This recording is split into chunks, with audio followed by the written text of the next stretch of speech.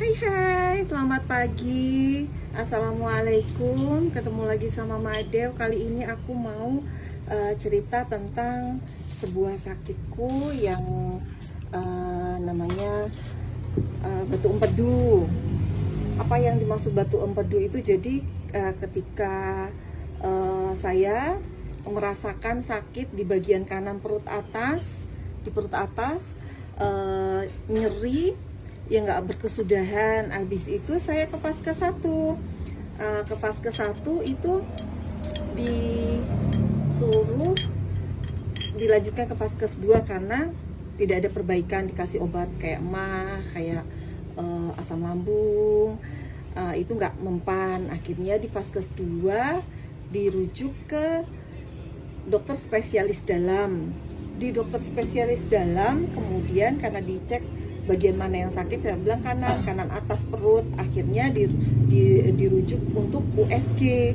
Nah dari situ di USG barulah ketahuan tuh ternyata ada perlemakan di hati, namanya fatty liver. Terus ternyata sudah ada juga kolesterolnya menumpuk di empedu. Kalau saya kemarin besarnya 1,25. Jadi masih bisa untuk di terapi obat sama dokternya, nggak disuruh, nggak diwajibin untuk operasi. Kadang ada yang langsung disuruh operasi ya.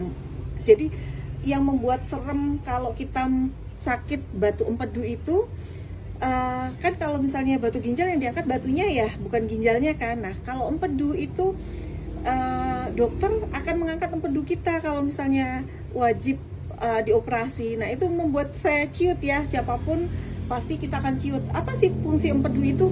Empedu itu bagaikan gudang. Ketika kita makannya bocor, yang berlemak, berkolesterol, itu kalau kita punya empedu itu akan disimpan di gudang kita yang namanya empedu itu.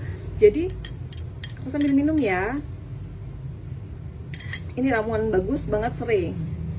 Serai aku kasih gula batu sedikit aja. Jadi kalau kita punya empedu itu tadi yang kita makan bocor, kolesterol itu disimpan di empedu kita. Jadi kayak gudangnya. Nah kebetulan udah menumpuk, akhirnya keras. Kayak saya 1,25.